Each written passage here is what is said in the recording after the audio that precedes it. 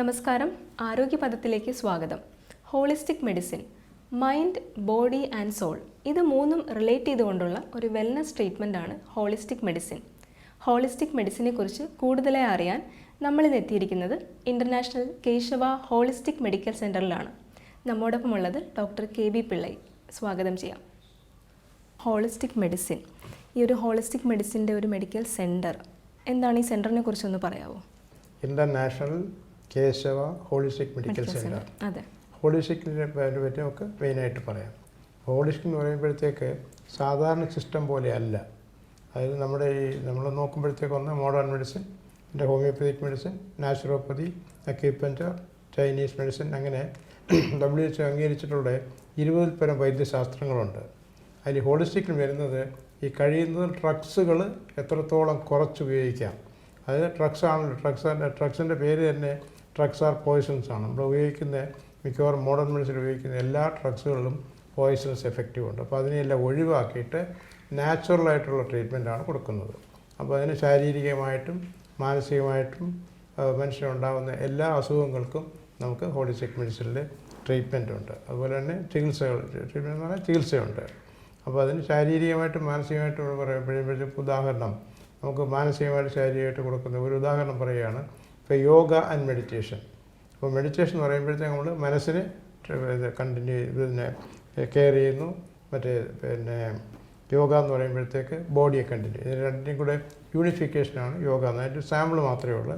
ഓരോ അസുഖങ്ങൾക്കും ഇപ്പോൾ ഉദാഹരണം ഈ കോൾഡ് ടു ക്യാൻസർ, കോൾഡ് തൊട്ട് ക്യാൻസറിന് വരെയുള്ളത് ഹോളിസ്റ്റിക് മെഡിസിനിൽ വളരെ എഫക്റ്റീവായിട്ടുള്ള ട്രീറ്റ്മെൻ്റ് ഉണ്ട്.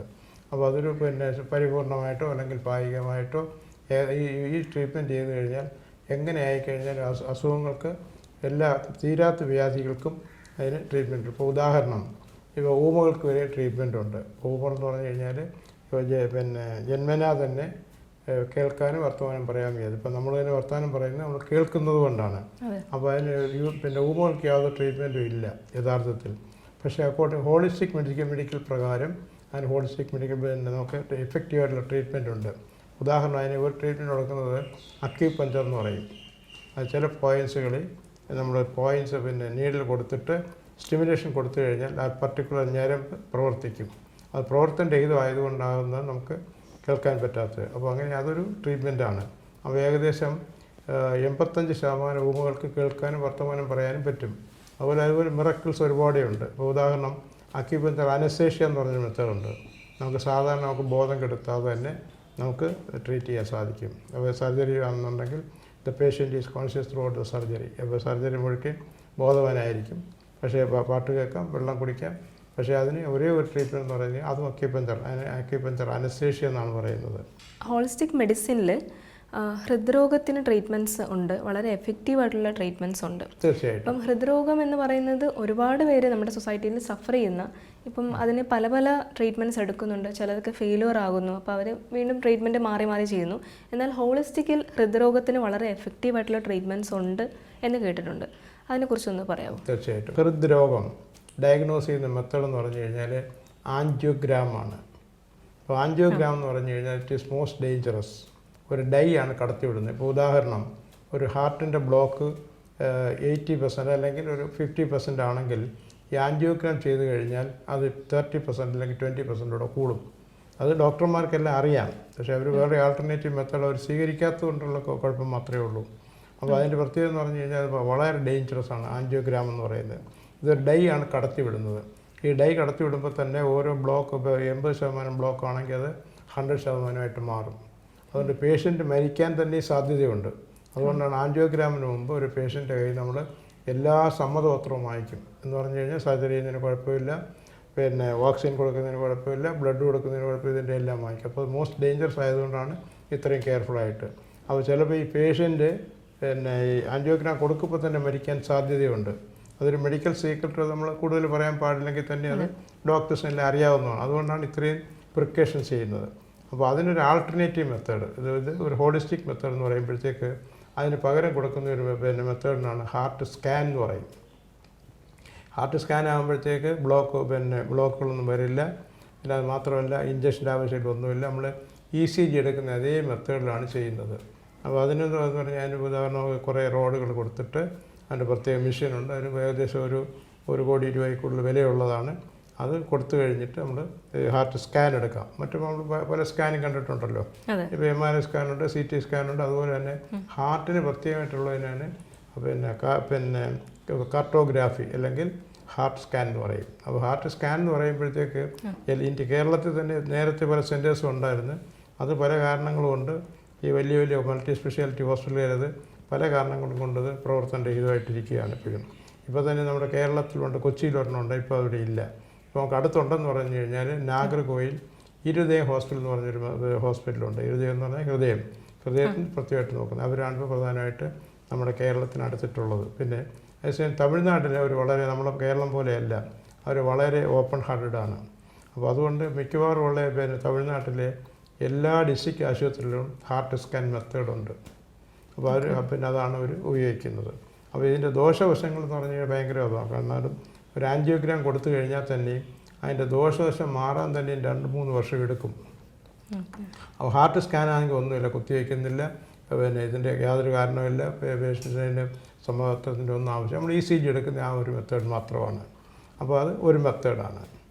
അപ്പോൾ ഇതുപോലെയാണ് പിന്നെ ഹാർട്ട് സ്കാൻ ചെയ്യുന്നത് പോലെ തന്നെ നമ്മുടെ ശരീരത്തിൻ്റെ പല ബോഡിയിലുള്ള സ്കാൻ നമുക്ക് മറ്റ് സാധാരണഗതിയിൽ എടുക്കാൻ സാധിക്കും. പക്ഷേ ഇത് സ്പെഷ്യലായിട്ടുള്ള ഒരു എക്യുപ്മെൻറ്റ്സും ഒക്കെയാണ് ഉപയോഗിക്കുന്നത്. ഓക്കെ സാർ, ഇപ്പം ഹൃദ്രോഗത്തിൽ ഇപ്പം ഓരോ അസുഖങ്ങളും ഓരോ സ്റ്റേജിൽ ഇങ്ങനെ ഓരോ സ്റ്റേജസ് ഉണ്ടല്ലോ, ഫസ്റ്റ് സ്റ്റേജ്, സെക്കൻഡ് സ്റ്റേജ്. അപ്പോൾ ഹോളിസ്റ്റിക് മെഡിസിനിൽ ഹൃദ്രോഗം ഇന്ന സ്റ്റേജിൽ കിട്ടിയാൽ ആയിരിക്കും രക്ഷപ്പെടുന്നത്, അങ്ങനെയുണ്ടോ? അതോ ഏത് സ്റ്റേജിൽ വന്നാലും രക്ഷ നേടാൻ പറ്റുമോ? 100% ആണെങ്കിൽ തന്നെ നമുക്ക് പിന്നെ ബ്ലോക്ക് മാറ്റാനുള്ള ട്രീറ്റ്മെൻറ്റ് ഉണ്ട്. ചിലപ്പോൾ ഉദാഹരണം നമുക്ക് 25% ഉള്ളെന്നിരുന്നോട്ട് അതിന് തന്നെ നമുക്ക് കൊടുക്കാൻ സാധിക്കും ട്രീറ്റ്മെൻറ്റ് എഫക്റ്റീവായിട്ടുള്ളത്. അപ്പോൾ 100% ആണെങ്കിൽ തന്നെ നമുക്ക് സാധിക്കും. ഇപ്പോൾ നമുക്ക് ഹാർട്ടിൻ്റെ ഒരു പ്രത്യേകത എന്ന് പറഞ്ഞു കഴിഞ്ഞാൽ ഒരു തുള്ളി രക്തം പോകുന്നത് വരെയും പമ്പ് ചെയ്യുന്നത് വരെയും ഹാർട്ട് വർക്ക് ചെയ്യും. അതാണ് ഹൃദയത്തിൻ്റെ ഒരു ഗുണവും ദോഷവും. അപ്പോൾ അത് ചിലപ്പോൾ ഹാർട്ട് വാൺ ചെയ്യും, ചിലപ്പോൾ ഹാർട്ട് വാൺ ചെയ്യത്തില്ല. അതുകൊണ്ടാണ് പിന്നെ ഈ ഹാർട്ടിന് ഈ പ്രോബ്ലം ഉണ്ടാകുന്നത്. അപ്പോൾ നമുക്ക് അറിയാനും ഒക്കത്തില്ല. ഇപ്പോൾ ഡോക്ടർ ഇപ്പോൾ നമുക്കെല്ലാവർക്കും ഹാർട്ട് ബ്ലോക്ക് ഉണ്ട്, ഇല്ലെന്ന് നമുക്ക് പറയാൻ ഒക്കത്തില്ല. അത് പെർസെൻറ്റേജിൻ്റെ വ്യത്യാസമേ ഉള്ളൂ. ഇപ്പോൾ പെർസെൻറ്റേജ് കൂടിക്കഴിഞ്ഞാൽ അത് ഹാർട്ടിൻ്റെ സിംറ്റംസ് കാണിക്കും. ആൻജിയോപ്ലാസ്റ്റിക്ക് ഗുണങ്ങളും ദോഷങ്ങളും ഉണ്ട് തീർച്ചയായിട്ടും. അതുപോലെ ഹോളിസ്റ്റിക് മെഡിസിനിൽ ഈ ഒരു ആൻജിയോപ്ലാസ്റ്റി ആ ഒരു ഫേസ് ഇതൊന്ന് പറയാമോ? ഈ ഹോളിസ്റ്റിക് മെഡിസിൻ പ്രത്യേകമായിട്ട് ആൻജിയോപ്ലാസ്റ്റി ഇല്ല. ആൻജിയോപ്ലാസ്റ്റി എല്ലാം നമ്മൾ ഒറ്റ ആൻജിയോപ്ലാസ്റ്റി ചെയ്യുന്നത്. ഇപ്പോൾ ഉദാഹരണം നമ്മുടെ ഹാർട്ടിന് ബ്ലോക്ക് ഉണ്ടെങ്കിൽ ഈ ആൻജിയോപ്ലാസ്റ്റി എന്ന് പറഞ്ഞു കഴിഞ്ഞാൽ ഒരു ബലൂൺ കടത്തി വിടുക. അപ്പോൾ അതായത് പിന്നെ ബ്ലോക്ക് ഉള്ളത് ആ ബ്ലോക്കിനെ പിന്നെ കുറച്ച് മാറ്റിക്കഴിഞ്ഞാൽ ഈ ഒരു സ്റ്റെൻറ്റാണ് ചെയ്യുന്നത്. ഈ സ്റ്റെൻറ്റ് അവിടെ ഇട്ട് കഴിഞ്ഞാൽ അതോടെ നമുക്ക് ഈ ആഡിയോ വിഷ്വലായിട്ട് നമുക്ക് കാണിച്ചു കഴിഞ്ഞാൽ കുറച്ചുകൂടെ മനസ്സിലാവും. എന്നാലും ഞാൻ പറയാം. അപ്പോൾ ഒരു ബ്ലോക്ക് പിന്നെ ഉണ്ടെന്നുണ്ടെങ്കിൽ ഈ സ്റ്റെൻറ്റ് ഇട്ട് കഴിഞ്ഞാൽ ഈ സ്റ്റെൻറ്റ് അത് ഒരു ബ്ലോക്കിൻ്റെ സ്ഥലത്ത് തന്നെ നമ്മൾ വയ്ക്കും. പക്ഷേ അത് ഹാർട്ടിന് അറിയത്തില്ല, അല്ലെങ്കിൽ സ്റ്റെൻറ്റിന് അറിയത്തില്ല ഇത് അവിടെ തന്നെ ഇരിക്കണമെന്നുള്ളത്. അപ്പോൾ സ്റ്റെൻറ്റ് പല കാരണങ്ങൾ കൊണ്ട് സ്റ്റെൻറ്റ് അവിടെ നിന്ന് മാറും. ആ സ്റ്റെൻറ്റ് മാറിക്കഴിഞ്ഞ് കഴിഞ്ഞാൽ പിന്നെ ബ്ലോക്ക് മാറുന്നില്ല, അതിന് പകരം പഴയ സ്റ്റേജിൽ തന്നെ ആയിരിക്കും. അപ്പോൾ നമ്മൾ ഒരു ആൻജിയോപ്ലാസ്റ്റിക്ക് ഒരു പ്രാവശ്യം നമ്മൾ പല സ്റ്റെൻറ്റുകൾ ഉപയോഗിക്കേണ്ടി വരും. അതൊരു പ്രാക്ടിക്കൽ ആയതുകൊണ്ട് ഞാനിപ്പോൾ അത് കൂടുതലായിട്ട് പറയുന്നത് നമുക്കത് ഒരു ഓഡിയോ വിഷ്വലായിട്ട് കാണിച്ചെങ്കിലേ അറിയാൻ പറ്റുള്ളൂ. അപ്പോൾ സ്റ്റെൻറ്റ് മാറിക്കഴിഞ്ഞ് കഴിഞ്ഞാൽ പേഷ്യൻസിനും അറിയുന്നില്ല, ചില ഡോക്ടേഴ്സിനും അറിയാം അവിടെ ഇരിപ്പുണ്ടോ ഇല്ലയോ എന്നുള്ളത്. പക്ഷേ പേഷ്യൻസിന് കുറേ നാളത്തേക്ക് ചിലപ്പോൾ അതിന് ഗുണം കിട്ടിയേക്കാം, ചിലപ്പോൾ ഗുണം കിട്ടാതിരിക്കാം. അതുകൊണ്ടാണ് WHO പറഞ്ഞിരിക്കുന്നത് 100% ബൈപ്പാസ് സർജറീസ് ആർ അൺവാണ്ടഡ്. അതുകൊണ്ട് ഒരു പേഷ്യൻ്റ് ഒരു പ്രയോജനം വരുന്നില്ല. പക്ഷേ അത് പ്രയോജനം വരുന്ന ഹോസ്പിറ്റലുകാർക്കും ഡോക്ടേഴ്സിനുണ്ട്. അതിൻ്റെ ഒരു എഫക്റ്റീവ് ട്രീറ്റ്മെൻറ്റോടെയാണ് ഇത് പറയുന്നത്. ഈ ലേസർ ട്രീറ്റ്മെൻറ്റാണ്. ലേസർ ബീംസ് അവിടെ പോയിട്ട് ആ പർട്ടിക്കുലർ ബ്ലോക്കിനെ അത് അലിയിച്ച് കളയുകയാണ്. അപ്പം അലിയുമ്പോഴത്തേക്ക് ആ ബ്ലോക്ക് മാറും. അപ്പോൾ പമ്പ് പിന്നെ ഹാർട്ടിന് ഈസി ആയിട്ട് പമ്പ് ചെയ്യാൻ സാധിക്കും. അപ്പോൾ ബ്ലഡ് ഫ്ലോ കറക്റ്റായിട്ട് പോവുകയും ചെയ്യും. അതാണ് ആൻജിയോപ്ലാസ്റ്റി ചെയ്യുന്ന ഒരു മെത്തേഡ്. അതുകൊണ്ടാണ് ഞാൻ WHO പറഞ്ഞിരിക്കുന്നത് ഈ 100% ആൻജിയോപ്ലാസ്റ്റി കൊണ്ട് ഒരു പ്രയോജനമില്ല. ഡോക്ടേഴ്സിനും ഹോസ്പിറ്റലുകാർക്കും അറിയാം. പിന്നെ എമർജൻസി കേസിന് അതുകൊണ്ട് താൽക്കാലികമായിട്ടൊരു പ്രയോജനം ചെയ്യും. പിന്നെ ഡോക്ടേഴ്സ് സജസ്റ്റ് ചെയ്യുമെന്ന് പറഞ്ഞു കഴിഞ്ഞാൽ ഇനി നമുക്ക് ഇതുകൊണ്ട് പ്രയോജനം വന്നില്ല, ഇനി നമുക്ക് ബൈപ്പാസ് ചെയ്യാമെന്ന് പറയും. ഈ ബൈപ്പാസ് എന്ന് പറഞ്ഞാൽ മോസ്റ്റ് കോംപ്ലിക്കേറ്റഡാണ്. അപ്പോൾ WHO പറഞ്ഞിരിക്കുന്നത് മോർ ദാൻ ഒരു 90% പിന്നെ ബൈപ്പാസ് സർജറി ആവശ്യമില്ലാത്തതാണ്. പക്ഷേ എന്ന് വിചാരിച്ച് ബൈപ്പാസ് സർജറി ആവശ്യമുള്ള 10% ഉണ്ട്. ചിലപ്പോൾ ബൈപ്പാസ് സർജറിയിൽ പല പല കേസസ് ഉണ്ടല്ലോ, അപ്പോൾ അതിൻ്റെ എക്സാമ്പിൾസ് ഒന്ന് പറയാമോ? ഈ ബൈപ്പാസ് സർജറി എന്ന് പറഞ്ഞാൽ ഒരു പൂർണ്ണമായിട്ടുള്ളൊരു ട്രീറ്റ്മെൻറ്റ് അല്ല. അതിൻ്റെ ഒരു ഉദാഹരണം ഈ ആൻജിയോപ്ലാസ്റ്റി കൊണ്ട് ഞാൻ നേരത്തെ പറഞ്ഞു, ഞാൻ ഒരു 100% പ്രയോജനം പേഷ്യൻ്റ് വരുന്നില്ല. അത് വീണ്ടും ചേർത്ത് 2-3 പ്രാവശ്യം ആൻജിയോപ്ലാസ്റ്റി ചെയ്തിട്ട് പിന്നെ കിട്ടുന്നില്ലെങ്കിൽ പിന്നെ അവർ പറയുന്നത് എന്താണ്, നമുക്ക് ഇനി അത് പിന്നെ ബൈപ്പാസ് സർജറി ചെയ്യാം. ഈ ബൈപ്പാസ് സർജറി എന്ന് പറഞ്ഞാൽ മോസ്റ്റ് കോംപ്ലിക്കേറ്റഡാണ്. കാരണം ഈ ബൈപ്പാസ് സർജറി കൊണ്ട് ഞാൻ നേരത്തെ പറഞ്ഞല്ലോ 90% ബൈപ്പാസ് സർജറീസ് അൺബോണ്ടഡ്. അപ്പം ബോണ്ടഡ് ഉള്ളത് വേറെ, അത് നമുക്ക് മാറ്റി നിർത്താം. എന്നാൽ തന്നെയും ഈ 90% വരുന്ന ബ്ലോക്കുകൾ, ഇപ്പോൾ ഉദാഹരണം എനിക്ക് തന്നെ പല പേഷ്യൻസ് 100% ബ്ലോക്ക് എന്ന് പറയും. 100% 2 ബ്ലോക്ക് 3 ബ്ലോക്ക് ഇങ്ങനെ പല കേസിൽ അവർക്കൊന്നും ചെയ്യാൻ വയ്യാതെ ബൈപ്പാസ് സർജറി ചെയ്തതിന് ശേഷം വരുന്നുണ്ട്. അപ്പോൾ എന്ന് പറഞ്ഞു കഴിഞ്ഞാൽ എൻ്റെ ഈ പിന്നെ ബൈപ്പാസ് സർജറി ചെയ്ത് കഴിഞ്ഞാലും വീണ്ടും വരും. ഒരു ബൈപ്പാസ് സർജറിയുടെ ഗ്യാരണ്ടി പറയുന്നത് 3 to 5 years ആണ്. അപ്പോൾ അത് കഴിഞ്ഞാൽ അതിൻ്റെ കാരണം എന്ന് പറഞ്ഞു കഴിഞ്ഞാൽ നമ്മുടെ ആ ശരീരത്തിന് ഈ ബ്ലോക്ക് ഉണ്ടാകാനുള്ള ഒരു ടെൻഡൻസി ഉണ്ട്. ആ ടെൻഡൻസി മാറ്റണം. അതിനുള്ള കാര്യങ്ങളെ രണ്ടാമത് പറയാം. അപ്പോൾ ഈ ടെൻഡൻസി ഇപ്പോൾ നമുക്ക് മാറിയില്ല എങ്കിൽ തന്നെ ബ്ലോക്കായി എന്ത് ചെയ്യാൻ പറ്റും? അപ്പോൾ 100% ബ്ലോക്കായിട്ടാണ് വരുന്നത്. പിന്നെ 1, 2 അല്ലെങ്കിൽ 3 പിന്നെ പിന്നെ പിന്നെ ആർട്ടറിക്ക്, അതായത് രക്തക്കുഴലിന്. അപ്പോൾ നമ്മൾ ആ ഒരു പറഞ്ഞാൽ മോസ്റ്റ് കോംപ്ലിക്കേറ്റഡ് ആണ്. അതുകൊണ്ടാണ് പെട്ടെന്ന് അവർ വെയിറ്റ് ചെയ്യാതെ തന്നെ ചിലപ്പം സർജറി ചെയ്യാൻ പറഞ്ഞില്ലേ, ഒരു 10% ആവശ്യം വരും. അങ്ങനെ വരുമ്പോഴത്തേക്കും നമുക്ക് സർജറി തന്നെ ചെയ്യേണ്ടി വരും. അപ്പോൾ താൽക്കാലികമായിട്ട് സർജറി ചെയ്ത് കഴിഞ്ഞാൽ തന്നെ വീണ്ടും ഇത് വരാൻ സാധ്യതയുണ്ട്. ഞാൻ പറഞ്ഞിട്ട് ഒരു 3 to 5 years ആണ്. അതിൻ്റെ ഒരു ഉദാഹരണം ഞാൻ പറഞ്ഞുതരാം. നമ്മുടെ former president KR Narayanan sir, അദ്ദേഹത്തിന് ആദ്യം 3 ബ്ലോക്ക് ഉണ്ടായിരുന്നു. അത് ബൈപ്പാസ് ചെയ്ത് മാറ്റിക്കഴിഞ്ഞു. അത് കഴിഞ്ഞിട്ട് പിന്നെ അത് ഒരു 5 വർഷം കഴിഞ്ഞപ്പോൾ 5 ബ്ലോക്കായിട്ടാണ് വന്നു. കാരണം അദ്ദേഹത്തിൻ്റെ ബോഡിക്ക് അത് വരാനുള്ള ടെൻഡൻസി ഉണ്ട്. പിന്നെ രണ്ടാമത് ബൈപ്പാസ് ചെയ്യാൻ പറ്റില്ല. അതിൻ്റെ കാരണം എന്ന് പറഞ്ഞു കഴിഞ്ഞാൽ നമ്മുടെ ഈ നെഞ്ചത്തെ ഈ എല്ല് കയറിയിട്ടാണ് നമ്മൾ ഹൃദയത്തിലേക്ക് പോകുന്നത്. പിന്നെ കീ ഹോൾ സർജറി ഉണ്ട്, പക്ഷെ അത് സക്സസ് ആയിട്ട് വരില്ല. അതുകൊണ്ട് ഓപ്പൺ ഹാർട്ട് സർജറി തന്നെയാണ് ചെയ്യുന്നത്. അപ്പോൾ ഇത് ഈ ഒരു എല്ല് എടുക്കുന്നത് എന്നിട്ട് ഈ എല്ല് കീറി കഴിഞ്ഞിട്ടാണ് നമ്മൾ ഈ ഹൃദയത്തിലേക്ക് പോകുന്നത്. അപ്പോൾ ഈ ഒരു എല്ല് കീറുമ്പോഴത്തേക്ക് തന്നെ ആ എല്ലിൻ്റെ ശക്തി മാറുകയാണ്. അപ്പോൾ ഇത് ഒരു പിന്നെ സപ്പോർട്ട് ചെയ്താണ് വെച്ചിരിക്കുന്നത്. അപ്പം അത് കഴിഞ്ഞിട്ട് നമ്മളിത് കഴിഞ്ഞ് കഴിഞ്ഞാൽ പിന്നെ ഈ പേഷ്യൻറ്റിനൊരു റിക്കവർ ചെയ്യാനായിട്ടൊരു 3 മാസമെങ്കിലും മിനിമം വേണം. അപ്പോൾ അത് ബെഡ് റിഡനായിട്ട് കിടന്നേ പറ്റത്തുള്ളൂ. അപ്പോൾ ഇത് പിന്നെ അത് മാത്രമല്ല, അതിൻ്റെ വേറെ കോംപ്ലിക്കേഷൻ പറഞ്ഞു കഴിഞ്ഞാൽ നമ്മുടെ തൊലി എന്ന് പറഞ്ഞ നമ്മുടെ ഒരു പിന്നെ ഷർട്ട് പോലെയാണ്, നമ്മുടെ ഒരു ക്ലോത്ത് പോലെയാണ്. ഏറ്റവും ഇത് വരുമ്പോഴത്തേക്ക് ഇതിങ്ങനെ വരുമ്പോഴത്തേക്ക് ഇത് ടൈറ്റായിട്ട് നമ്മൾ പിടിച്ച് കിട്ടും. അപ്പോൾ പിന്നെ അത് കഴിയുമ്പോഴത്തേക്ക് കൈ പൊക്കാനൊക്കെ വലിയ പാടായിരിക്കും. പിന്നെ അത് മാത്രമല്ല ഈ പിന്നെ ഈ ബോണിന് ശക്തി വരാനായിട്ടൊരു സപ്പോർട്ട് ഒരു മെറ്റൽ റോഡ് അകത്തിടും. അപ്പോൾ ഈ മെറ്റൽ റോഡ് ചിലപ്പോൾ അത് ബോഡി റിജക്റ്റ് ചെയ്യും ചില മിക്കവാറുള്ള ബോഡിക്ക്. അപ്പോൾ അതൊരു കോംപ്ലിക്കേഷനാണ്. അതുകൊണ്ട് വളരെ ചുരുക്കമായിട്ടേ വരാറുള്ളൂ. വന്നാൽ തന്നെ കോംപ്ലിക്കേഷനാണ്. പിന്നെ അത് വീണ്ടും നമ്മൾ ഓപ്പൺ ചെയ്ത് അത് മാറ്റിയിട്ട് ചെയ്യണം. അതൊരു കോംപ്ലിക്കേഷനാണ്. ഇതിനെല്ലാം ഈ കോംപ്ലിക്കേഷൻ എല്ലാം ഒഴിവാക്കിയിട്ടാണ് ഈ പിന്നെ നമുക്ക് ഈ ഹോളിസ്റ്റിക് മെഡിസിനിലുള്ള ലേസർ പിന്നെ ട്രീറ്റ്മെൻറ്റ് നമ്മൾ കൊടുക്കുന്നത്. അപ്പോൾ അതിൻ്റെ ഉദാഹരണം ഞാൻ നമ്മുടെ ഫോർമർ പ്രസിഡന്റ് KR നാരായണൻ്റെ കാര്യം സാറിൻ്റെ കാര്യം പറഞ്ഞല്ലോ.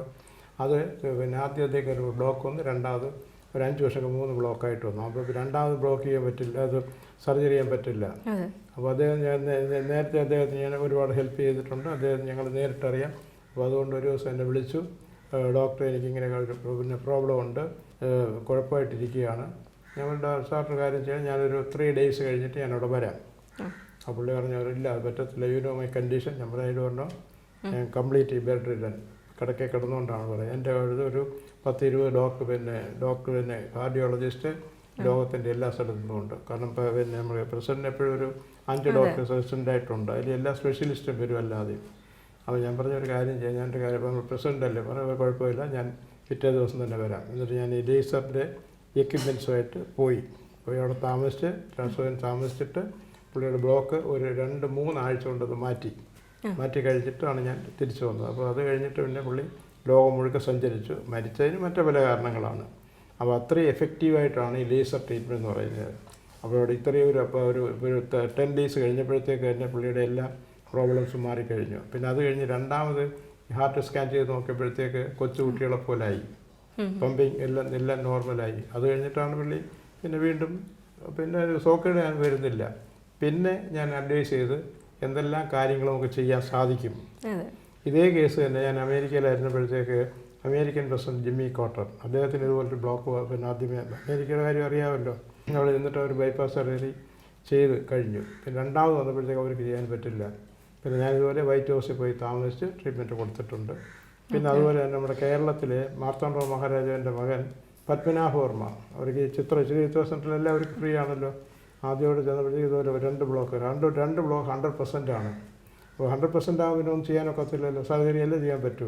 അപ്പോൾ അവർ പറഞ്ഞ് ഈ സർജറി മോസ്റ്റ് കോംപ്ലിക്കേറ്റഡ് ആണ്, അതുകൊണ്ട് കൊട്ടാരത്തിൽ ഒരാൾ ഇവിടെ സർജറി കോംപ്ലിക്കേഷനായിട്ട് വരണ്ട എന്ന് വിചാരിച്ച് പിന്നെ അവർ ചെയ്തില്ല. അത് കഴിഞ്ഞിട്ട് അമൃതായിപ്പോയി, അവർ ഇത് തന്നെ പറഞ്ഞു. പിന്നെ അത് കഴിഞ്ഞിട്ട് NMC എന്ന് പറഞ്ഞ വലിയ ഹോസ്പിറ്റൽ UAE-യിലുണ്ട്, ദുബായിൽ, അവിടെ പോയി അവരിത് തന്നെ.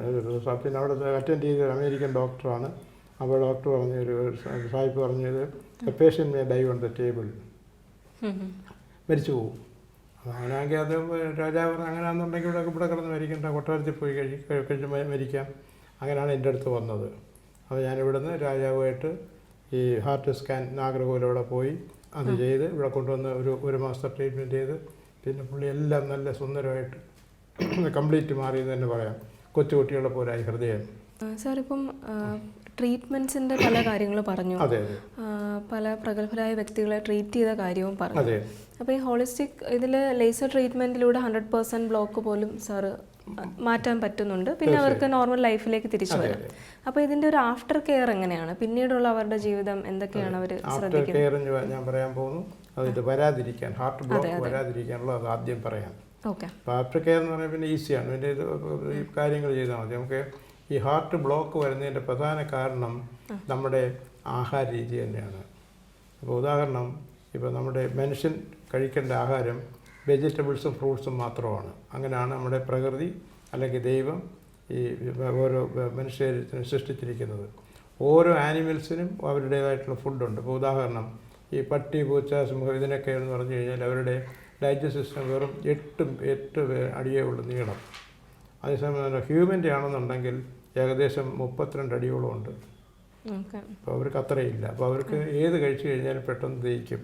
അപ്പോൾ അത് മാത്രമല്ല, അതിനൊരു കമ്പാരിറ്റീവ് സ്റ്റഡി ലോകത്ത് ഒരു മെഡിക്കൽ കോളേജും ചെയ്യുന്നില്ല. അതുകൊണ്ടാണ് ഡോക്ടേഴ്സ് തന്നെയും എന്ത് കഴിക്കണം എന്ത് കുടിക്കണം എന്ന് ഡോക്ടേഴ്സിന് തന്നെ അറിയത്തില്ല. അപ്പോൾ നമ്മൾ കൂടുതലും ചെയ്യുന്നത് എന്താണ്, വെജിറ്റേറിയന് പകരം നമ്മൾ ഞാൻ പറഞ്ഞില്ല, നമ്മുടെ സിസ്റ്റം ഉണ്ടാക്കിയിരിക്കുന്ന വെജിറ്റബിൾസ്, ഫ്രൂട്ട്സും വെജിറ്റബിൾസിനും മാത്രമാണ്. പിന്നെ വെള്ളവും. അതേസമയം പിന്നെ പട്ടി, സിംഹം, പൂച്ച അവരുടെ ആഹാരം എന്ന് പറഞ്ഞു കഴിഞ്ഞാൽ നോൺ വെജിയാണ്. അവർക്കിപ്പോൾ പിന്നെ അതുപോലെ അവരുടെ ഈ ഡൈജസ്റ്റീവ് ജ്യൂസ്, ദഹിപ്പിക്കാനുള്ള ശക്തി ഉള്ളൊരു ജ്യൂസ് ഉണ്ട്. അതിന് പറയുന്നത് ഗ്യാസ്ട്രിക് ജ്യൂസ് എന്നാണ് പറയുന്നത്. അപ്പോൾ ഗ്യാസ്ട്രിക് ജ്യൂസ് എന്ന് പറഞ്ഞു കഴിഞ്ഞാൽ നമ്മുടെ ഹ്യൂമൻ്റെ ആണെങ്കിൽ വളരെ ലോലമായിട്ടുള്ളതാണ്. ഫ്രൂട്ട്സിനെയും വെജിറ്റബിൾസിനെയും ദഹിപ്പിക്കാനേ പറ്റുള്ളൂ. പിന്നെ അതേസമയം ഈ നോൺ വെജ് ആണെന്നുണ്ടെങ്കിൽ അവർക്കാണെന്നുണ്ടെങ്കിൽ ഒരു പെട്ടെന്ന് ദഹിക്കുക. അതിൻ്റെ കാരണം എന്ന് പറഞ്ഞു കഴിഞ്ഞാൽ നമ്മുടെ ദഹന രസത്തിനേക്കായി 20% പവർഫുൾ ദാൻ അവേഴ്സ് ആനിമൽസിൻ്റെ, പട്ടി പൂച്ചയുടെയൊക്കെ. അപ്പോൾ 20%. പക്ഷെ അതുകൊണ്ടും മാറിയില്ല. ഈ ബേഡ്സിൻ്റെ ആണെങ്കിൽ വെള്ളം പോലും ഇല്ലാത്തതാണ് അവർ കഴിക്കുന്നത്. അവർ വെജിയും കഴിക്കും, നോൺ വെജിയും കഴിക്കും. ഈ ധാന്യങ്ങളെല്ലാം കഴിക്കുന്നത് കണ്ടില്ലേ, അവർ വെള്ളമേ അവർ ഉപയോഗിക്കുന്നില്ല. അത് നമ്മൾ കഴിച്ചു കഴിഞ്ഞാൽ വയറ്റിൽ പോയി കിടന്നത് പോയി ആൾ മരിക്കും. അപ്പോൾ അവരുടെ എന്ന് പറഞ്ഞു കഴിഞ്ഞാൽ 50 to 100% പവർഫുൾ ദാൻ അവേഴ്സ് എന്നാണ്. അത് ആസിഡ് പോലാണ് അവരുടെ ഈ ദഹനരസം. അപ്പോൾ അതിൻ്റെ ഒരു ഉദാഹരണം നമ്മൾ നോക്കിയാൽ മതി. നമ്മുടെ കാറിൻ്റെ പുറത്തോ എവിടെയെങ്കിലും കാക്ക കഴിച്ചു കഴിഞ്ഞാൽ പെയിൻ്റ് എല്ലാം ഇളവും. അപ്പോൾ അത്രയ്ക്ക് പവർഫുള്ളാണ്. ഇപ്പോൾ കാക്കയുടെ അല്ലെങ്കിൽ കോഴിയുടെ കാഷ്ടമൊക്കെ നമ്മൾ വളമായിട്ട് ഉപയോഗിച്ച് കഴിഞ്ഞാൽ ലിമിറ്റിൽ കൂടി കഴിഞ്ഞ് കഴിഞ്ഞാൽ സസ്യം കിളിക്കുന്നതിന് പകരം അത് കരിഞ്ഞു പോകും. അത്രയും പവർഫുള്ളാണ്. അപ്പോൾ ഈ കമ്പാരിറ്റീവ് സ്റ്റഡി ഡോക്ടേഴ്സിനും അറിയില്ല, ഒരു മെഡിക്കൽ കോളേജ് പഠിപ്പിക്കുന്നതും ഇല്ല. അപ്പോൾ ഞാനിതെങ്ങനെ പറയുന്നത് ചോദിച്ചു കഴിഞ്ഞാൽ, ഞാൻ അമേരിക്കയിലായതുകൊണ്ട് അവരിതേപ്പറ്റി ഇതെല്ലാം റിസർച്ച് ചെയ്യുന്നുണ്ട്. എന്നിട്ട് ലോകം മുഴുക്കി WHO-ക്ക് പബ്ലിഷ് ചെയ്യാനുള്ള പേപ്പറും കൊടുക്കുന്നുണ്ട്. അവർ പബ്ലിഷ് ചെയ്യുകയെല്ലാം ചെയ്യും, പക്ഷേ ഡോക്ടേഴ്സൊന്നും മൈൻഡ് ചെയ്യാറില്ല. അപ്പോൾ അതാണ് എൻ്റെ ആഹാര രീതിയാണ് ഏറ്റവും പ്രധാനം. ഇപ്പോൾ ഉദാഹരണം, നമ്മൾ ഫ്രൂട്ട്സും വെജിറ്റബിൾസും കഴിച്ചു കഴിഞ്ഞാൽ നമുക്ക് ഒരു കാലത്ത് ഒരു ബ്ലോക്ക് ഉണ്ടാകാൻ പോകുന്നില്ല. അപ്പോൾ നമ്മുടേതായിട്ടുള്ള അല്ലാത്ത ആഹാരങ്ങളാണ് നമ്മൾ കഴിക്കുന്നത്. ഇപ്പോൾ ഉദാഹരണം, നമ്മൾ ഇറച്ചി, മീനും, മുട്ടയും നമ്മൾ കഴിക്കുന്നിരുന്നോട്ട് നമ്മൾ കഴിച്ചു കഴിഞ്ഞാൽ ഇത് നമ്മുടെ ഡൈജസ്റ്റീവ് ജ്യൂസ് എന്ന് പറഞ്ഞു കഴിഞ്ഞാൽ ഹൈഡ്രോക്ലോറിക് ആസിഡ് വളരെ ലോഡാണ്, ഇതിനെ ദഹിപ്പിക്കാനുള്ള ശക്തിയില്ല. അപ്പോൾ നമ്മൾക്ക് കഴിക്കാം, നമ്മളിത് കഴിക്കുന്നതുകൊണ്ട് എന്തുകൊണ്ടാണ് നമ്മൾ കഴിക്കുന്നത്? ഈ നമ്മുടെ ഈ പരവ്യഞ്ജനം അല്ലെങ്കിൽ സ്പൈസസ് ചേർക്കുന്നതുകൊണ്ടാണ്. അല്ലെങ്കിൽ ഇറച്ചി, മീനോ, മുട്ടയോ നമുക്ക് അസിറ്റീസ് കഴിക്കാൻ ഒക്കത്തില്ല. വേവിക്കാൻ പറ്റുമോ? ഇല്ല. അപ്പോൾ ഇത് വേവിച്ച് നമ്മുടെ ഈ സ്പൈസസിൻ്റെ രുചി കൊണ്ടാണ് ഇറച്ചിയും, മുട്ടയും, മീനും ഇതെല്ലാം നമ്മൾ കഴിക്കുന്നത്. അപ്പോൾ ഇതെന്ന് പറഞ്ഞാൽ ഇത് നമ്മുടെ ഹ്യൂമൻ ബോഡിയിൽ ഇത് ഒരിക്കലും ഡൈജസ്റ്റ് ചെയ്യില്ല. ഇപ്പോൾ നോൺ വെജ് കഴിക്കുന്ന ഒരാളാണെന്നുണ്ടെങ്കിൽ അപ്പോൾ അവരുടെ ശരീരത്തിൽ ഇത് പോയി ഇതെങ്ങനെ ഡിപ്പോസിറ്റ് ചെയ്ത് തന്നെ കിടക്കും.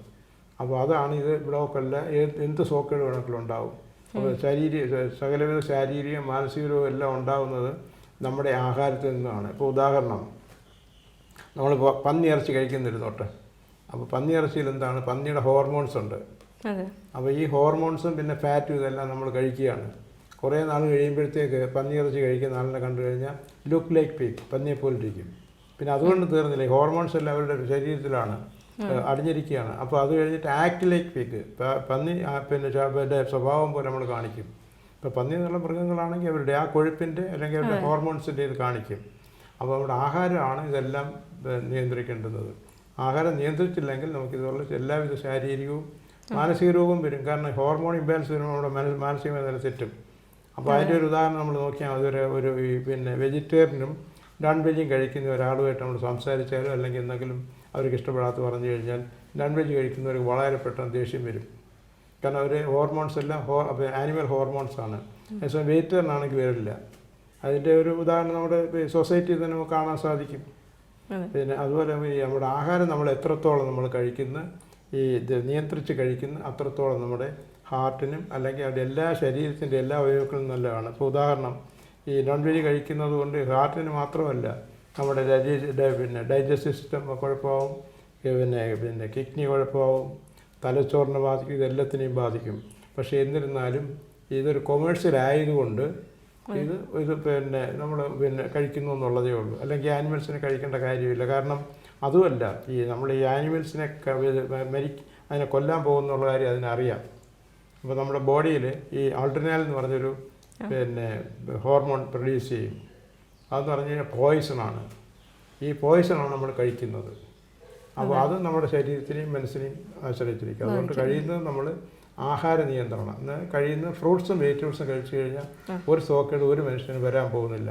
പ്രത്യേകിച്ച് എല്ലാ ആസിറ്റീസ്, ഇപ്പോൾ നമ്മുടെ കുക്ക്ഡ് ഫുഡ് തന്നെ നമ്മുടെ ബോഡിയിലെല്ലാം ദഹിക്കണമെന്നില്ല. ഇപ്പോൾ ഉദാഹരണം നമ്മുടെ ആപ്പിൾ, മുന്തിരി, ഇത് അല്ലെങ്കിൽ ഫ്രൂട്ട്സുകൾ, വാഴപ്പഴം, ഇതെല്ലാം നമുക്ക് കുക്ക് ചെയ്യേണ്ട കാര്യം വരുന്നില്ല. ഇത് കുക്ക്ഡ് തന്നെയാണ്. But it is cooked by sun. കാരണം അതുകൊണ്ട് നമുക്ക് കഴിക്കാം. നമുക്ക് ഇത് ചൂടാക്കേണ്ട കാര്യം പോലും ഇല്ല. അതുപോലെ ഒരു 1000 വർഷങ്ങൾക്ക് ശേഷമാണ് ഇവരെ ഈ പാചകം ആളുകളുണ്ടാക്കിയത്. അതിനു മുമ്പ് മനുഷ്യനെല്ലാം ഈ വെജിറ്റബിൾസാണ് കിഴങ്ങ് വർഗ്ഗങ്ങളും ഇതെല്ലാം അസിറ്റീസ് കഴിച്ചുകൊണ്ടിരിക്കുകയായിരുന്നു. അപ്പോൾ നമ്മുടെ ഏറ്റവും അതിൻ്റെ പ്രധാനം എന്ന് പറഞ്ഞു കഴിഞ്ഞാൽ ആഹാരം എത്രയും മനുഷ്യന് ആഹാരമുള്ളത് മനുഷ്യൻ കഴിക്കുക. അപ്പോൾ ഉദാഹരണം, ഇപ്പം നമുക്ക് തന്നെ ഈ ഇന്ധനങ്ങളുണ്ട്, വർക്ക് ചെയ്യുന്നുണ്ട് ഇല്ലേ? അപ്പോൾ പിന്നെ പെട്രോൾ എഞ്ചിനുണ്ട്, ഡീസൽ എഞ്ചിനുണ്ട്, ഏവിയേഷൻ എഞ്ചിനുണ്ട്. ഇത് ഇത് കഴിഞ്ഞ് കഴിഞ്ഞാൽ ഇത് ഓടും. പെട്രോൾ ഒഴിക്കേണ്ട സ്ഥലത്തിന് പകരം ഡീസൽ ഒഴിച്ച് കഴിഞ്ഞാൽ അത് വർക്ക് ചെയ്യും. പക്ഷേ അതിൻ്റെ വർക്കിംഗ് പെർഫോമൻസ് വളരെ കുറച്ചായിരിക്കും. ഒരു കമ്പാരിസൺ പറഞ്ഞു എന്നുള്ളതേ ഉള്ളൂ. ഇതുപോലെ തന്നെ ആയിരിക്കും നമ്മുടെ ബോഡിയും ഇതേപ്പറ്റി വർക്ക് ചെയ്യുന്നത്. അതുപോലെ ഈ ഹോളിസ്റ്റിക് മെഡിസിനിലൂടെ ഈ ബ്ലോക്കൊക്കെ മാറ്റിയ പേഷ്യൻസ് ഉണ്ടല്ലോ, അവർക്കൊരു ആഫ്റ്റർ കെയർ ഫുഡ് കൺട്രോളും ലൈഫ് സ്റ്റൈലും മാത്രമേ ഉള്ളൂ, മറ്റെന്തെങ്കിലും ഉണ്ടോ? തീർച്ചയായിട്ടും അവർക്ക് അത് നമുക്ക് വേണ്ടത് ഫുഡ് കൺട്രോൾ തന്നെയാണ് അതിൻ്റെ പ്രധാനമായിട്ട്. നമ്മളിപ്പോൾ ഒരു ഹൃദ്രോഗം വന്ന ഒരാൾ വീണ്ടും വരാതിരിക്കാൻ ഇതിനെല്ലാം ഒഴിവാക്കുക.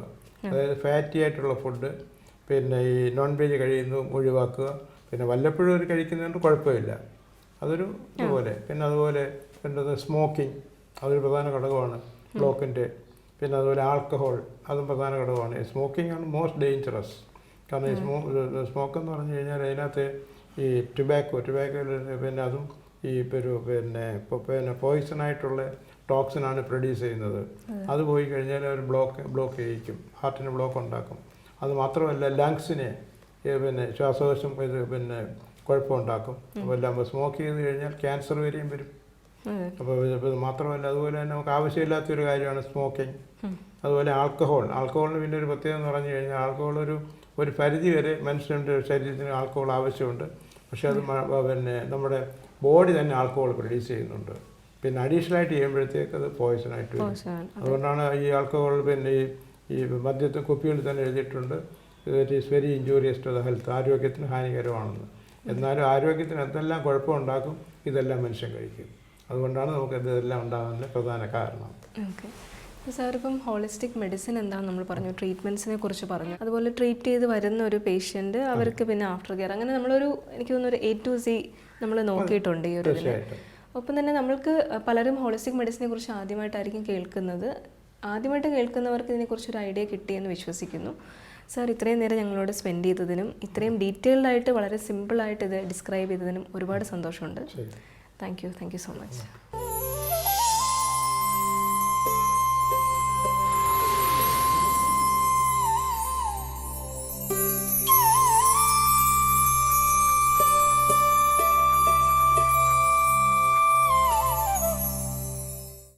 അപ്പോൾ ഇന്ന് നമ്മൾ ഹോളിസ്റ്റിക് മെഡിസിനിൽ ഹൃദ്രോഗം, അതിൻ്റെ ട്രീറ്റ്മെൻറ്റ്സ്, അത് ട്രീറ്റ്മെൻറ്റ് നേടിയവരാണെങ്കിൽ അതിൻ്റെ ആഫ്റ്റർ കെയർ, ഇങ്ങനെ ഒരുപാട് കാര്യങ്ങളാണ് കേട്ടത്. ഇനി നമുക്ക് മറ്റൊരു എപ്പിസോഡിൽ ഹോളിസ്റ്റിക് മെഡിസിൻ്റെ തന്നെ മറ്റൊരു ട്രീറ്റ്മെൻറ്റും വേറെ രോഗങ്ങൾക്ക് എങ്ങനെ ഹോളിസ്റ്റിക് മെഡിസിൻ എത്ര ഫലപ്രദമായിട്ട് ട്രീറ്റ്മെൻറ്റ്സ് നടത്താം എന്നൊക്കെ കേൾക്കാം. ഇന്ന് ഇത്രയും നേരം നമ്മൾക്ക് ഹോളിസ്റ്റിക് മെഡിസിൻ എന്താണെന്നും ഒപ്പം തന്നെ ഹൃദ്രോഗത്തിൽ അത് എത്രത്തോളം സക്സസ്ഫുള്ളായിട്ട് ഈവൻ 100% ബ്ലോക്ക് ഉള്ളവർക്ക് വരെ ഈ ഒരു ചികിത്സാ രീതിയിലൂടെ ബ്ലോക്ക് മാറ്റാൻ പറ്റും എന്ന് നമുക്ക് മനസ്സിലായി. മറ്റൊരു എപ്പിസോഡിൽ വീണ്ടും കാണാം. Thank you.